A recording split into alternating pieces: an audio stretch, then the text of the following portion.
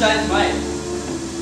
Such a night as this, when the sweet wind did gently kiss the trees, and did make no noise. In such a night, Troilus methinks mounted the Trojan walls, and sighed his soul towards the Grecian tents, where crested day and night. Such a night. Did this be fearfully o'ership the dew, and saw the light shadow in himself, and ran his way with it. In such a night, took Dido, for willow in hand, upon the wild sea banks, and waft the love, come again to battle. Such a night, Media gathered the enchanted her, they did renew all music.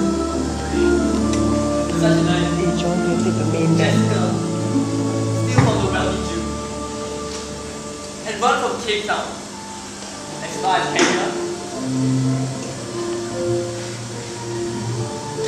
In such a night, did young Lorenzo swear he loved her well, stealing her soul with many vows of faith, and never a true one.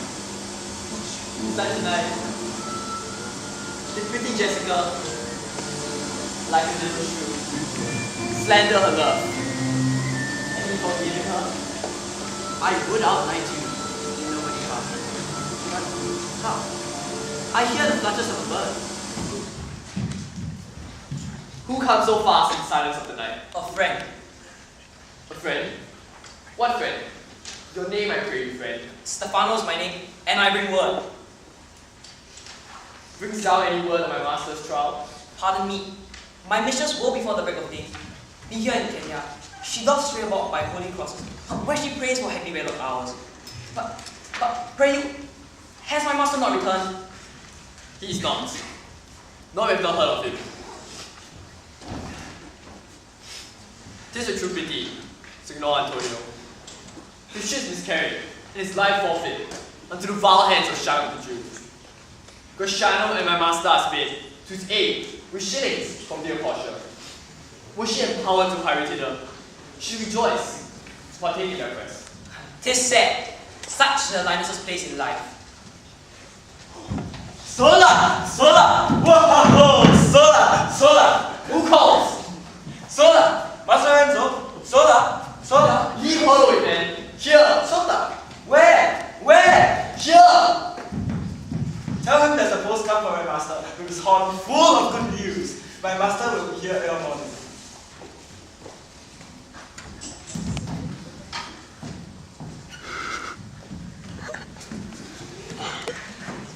Sweet soul, that's it. And expect they're coming. And yet, no matter, why should we go in? Stefano, my friend, signify, I pray you, within the house, the mistress is at hand, and bring your music forth into the air.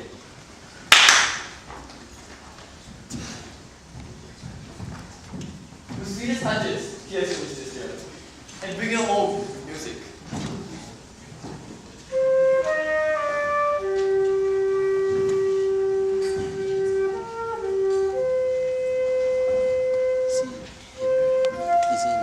I am never merry when I hear sweet music. The reason is, your spirits are attentive. You but note, while wild and one unheard, or race, or beautiful and unhandled calls, fetching mad bounds, bellowing and baying loud, which is the hot condition of their blood. If they but hear, perchance, a sound of trumpets, or any air of music touches their ears, shall perceive them make a mutual stand. Their savage eyes turn to a modest gaze by the sweet power of music. Therefore the poet with fame, the Orpheus, to trees, stones, and floods. Since not so stockish, hard, or full of rage, but music for the time doth change his nature. The man that hath no music in himself, nor is not moved by the concord of sweet sound, is fit for treason, stratagems, and spoils. The motions of his spirit are dull as night, its affections dark as Erebus. Let no such man be trusted. Mark the music.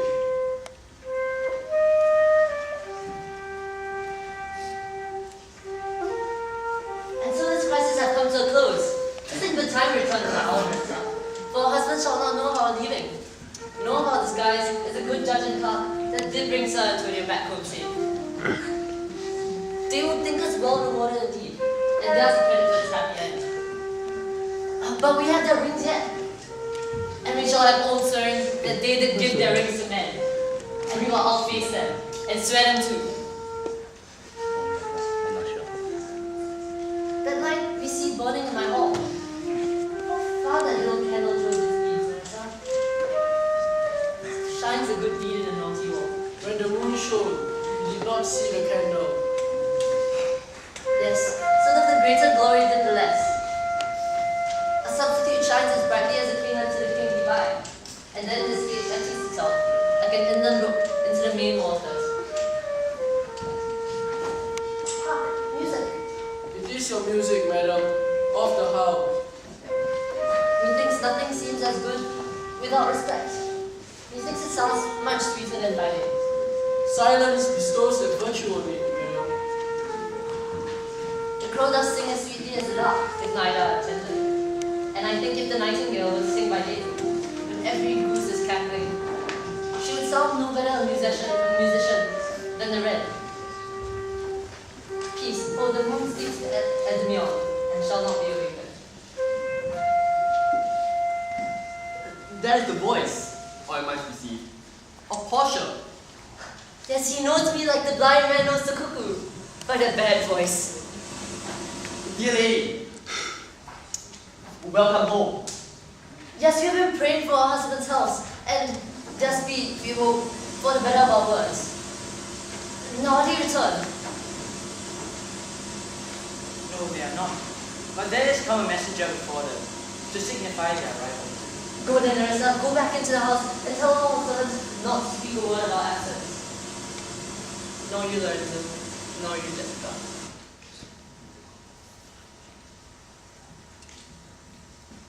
Your husband is at hand. I hear his trumpet. Fear not, madam. We are no telltales. This night, methinks, is but a daylight sick. It seems much paler. 'Tis a day, such as a day when the sun is hid.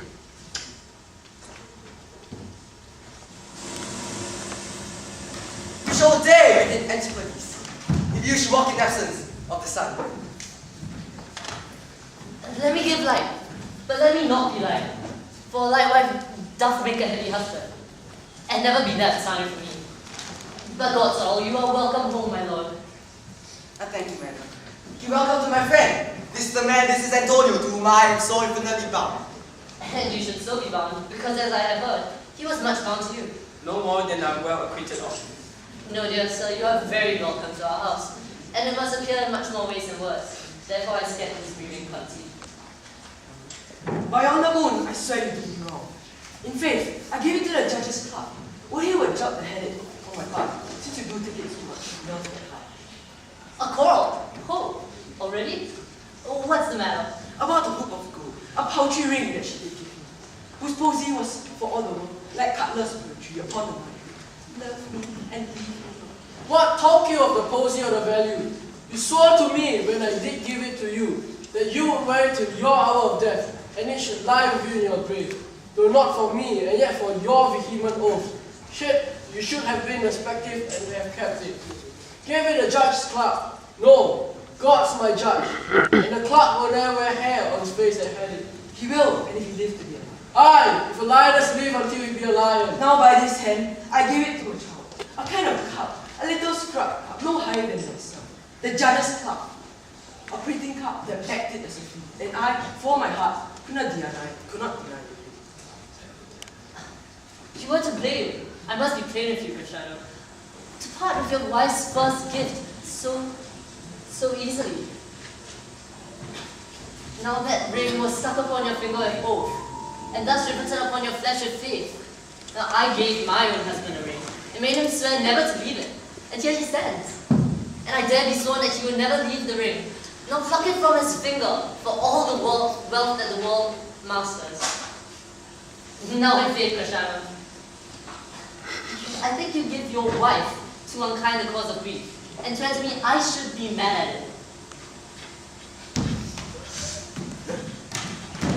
Why, I will best cut my left paw off, and so I lost ring. Damn it. My Lord Bassanio gave his ring away to the judge that backed it and deserved it too. And the clerk, who took some pains with my ring, backed mine. And neither man nor master would take aught but to me. What ring gave you, my lord? Not that I of which you received of me. If I could add a lie to a fall, I would do it. But you see my finger. The ring has gone. Even so void is your false heart of truth. By heavens, I shall not come into your cave until I see that ring. Nor I in yours till I again see mine. Oh, see, Portia, if you had known to whom I gave free, and if you had known for whom I gave free, and you conceived for what I gave free, when not will be accepted but the ring, you will break the strength of the displeasure. No, Bassanio, if you had known the true virtue of the ring, if you had known half her worthiness that gave you that ring, if you had known your own honor to contain the ring even, you would not have given the ring away. What peace is there so much unreasonable that if you had pleased to have defended the ring with any terms of zeal, wanted the modesty to urge the thing and held as a ceremony? Now Nerissa teaches me what to believe. And I die to have had some lioness had that ring. Oh, see, Portia, but no lioness had the ring, but the civil doctor, which they refused 3,000 shillings from me, to which I did refuse it, and begged him to go displeased away. But even so, did uphold the life of my dear friend. What should I say, sweet Portia? I was beset with shame and courtesy. My honor will not let ingratitude so much as to smear it. Sweet Portia, for by these blessed candles of thy nights, had you been there, you had begged the ring of me to give the worthy doctor. Then let not such doctor come near my house, for he hath got the ring that I love, and that of which you swore to keep for me. And I will become as liberal as you. I will not deny him anything. No, not my body, nor my husband's bed. And I, his clerk, therefore be well advised how you do leave me to mine own protection. Well, do you so. Let me not take him. For if I do, I'll mar the young clerk's pen. I am the unhappy subject of these quarrels. No, dear son, you are welcome notwithstanding. Oh, Portia, forgive me this enforced wrong. And the care of these many friends, I swear to myself, when I see myself. Mark you but that. From both mine eyes, he sees himself doubly. In each eye one, mark, swear by your double self. And that is an oath of credit.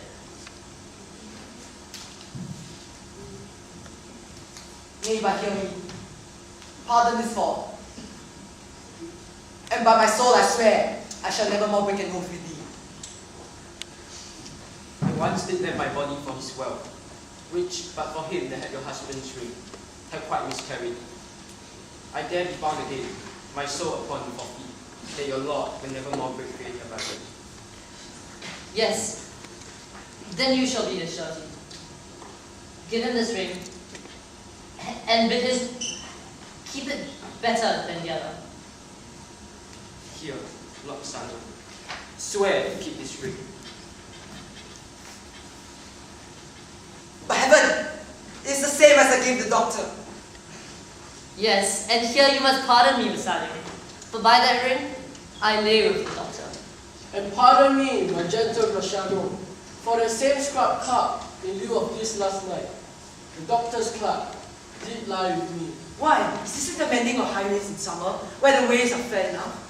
What have you couples here done to deserve it? Not so grossly. You are all amazed. Here's the letter.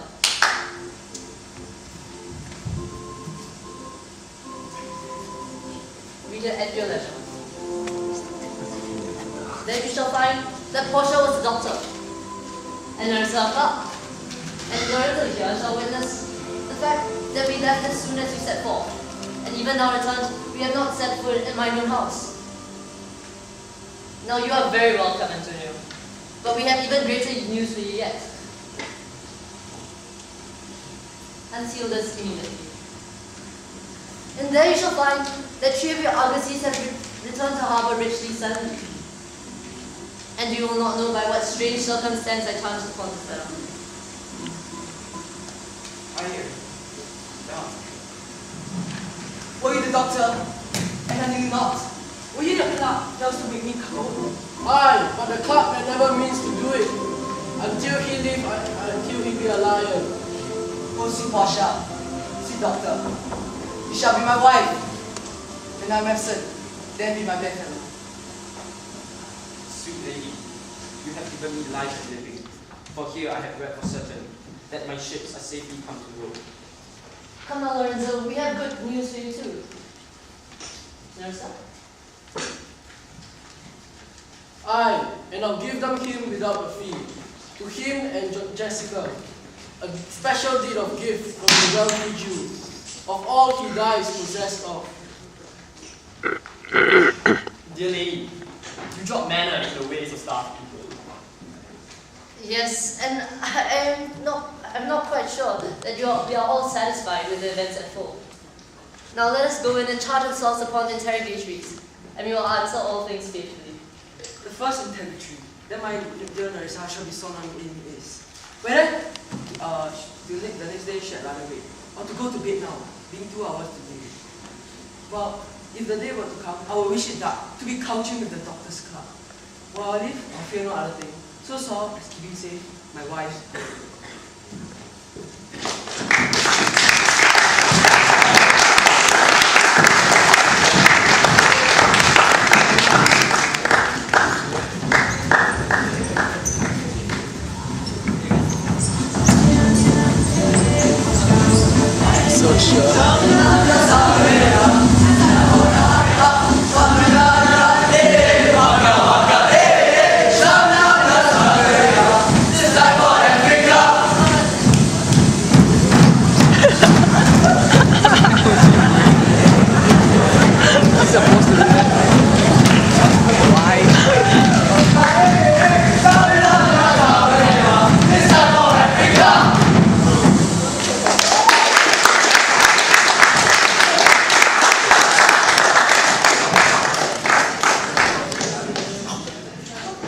Samuel makes a pretty portion and he can't really act well. He doesn't sound convincing.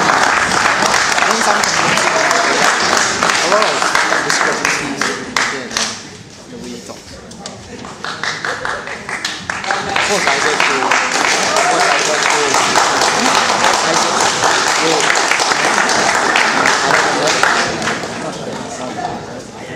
So why is he dressed like that? Go. Who else is in our defense? I bet Marcus. Yep. Kason. All defense. Who's director?